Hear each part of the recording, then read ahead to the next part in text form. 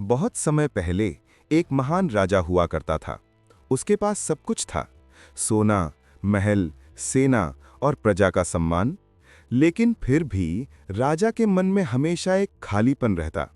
वो सोचता, मेरे पास सब कुछ है, पर सच्ची खुशी कहाँ? एक दिन राजा शिकार के लिए जंगल गया। वहां उसकी नजर एक वृद्ध साधु पर पड़ी, जो कुटिया में ध्यान कर रहा था। उस साधु के चेहरे पर अद्भुत शांति और तेज था। राजा आश्चर्यचकित रह गया और बोला, हे साधो, आपके पास न धन है न राजमहल, फिर भी आप इतने शांत और प्रसन्न कैसे हैं? साधु मुस्कुराए और बोले, राजन, सच्ची शांति पाने के लिए तुम्हें एक परीक्षा देनी होगी। साधु ने राजा को कहा कि 1 सप्ताह तक तुम किसी को भी सोना दान करोगे और देखोगे कि तुम्हें कितनी शांति मिलती है। राजा ने ऐसा ही किया। उसने गरीबों में सोना बांटा, मंदिर बनवाए और यज्ञ कराए, लेकिन उसके भीतर का खालीपन अभी भी वैसा ही था। राजा फिर साधु के पास लौटा और बोला, गुरुदेव, मुझे शांति अब भी नहीं मिली। अब साधु ने कहा, इस बार तुम 1 महीने तक किसी पर भी अपनी शक्ति का प्रयोग नहीं करोगे। तुम राजा हो, पर एक सामान्य मनुष्य की तरह जीवन जीना सीखो। राजा ने ये परीक्षा भी स्वीकार की। 1 महीने तक वो साधारण कपड़े पहनकर प्रजा में रहा, न किसी को आदेश दिया न दंड दिया। लोगों ने उसे देखा और प्रेम किया। राजा को अच्छा लगा, पर भीतर की बेचैनी अब भी बाकी थी।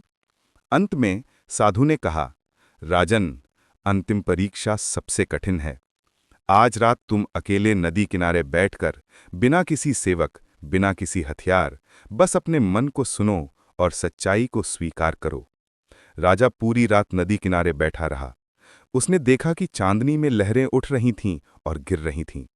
उसे अचानक समझ आया, धन भी लहर है, शक्ति भी लहर है, जीवन भी लहर है।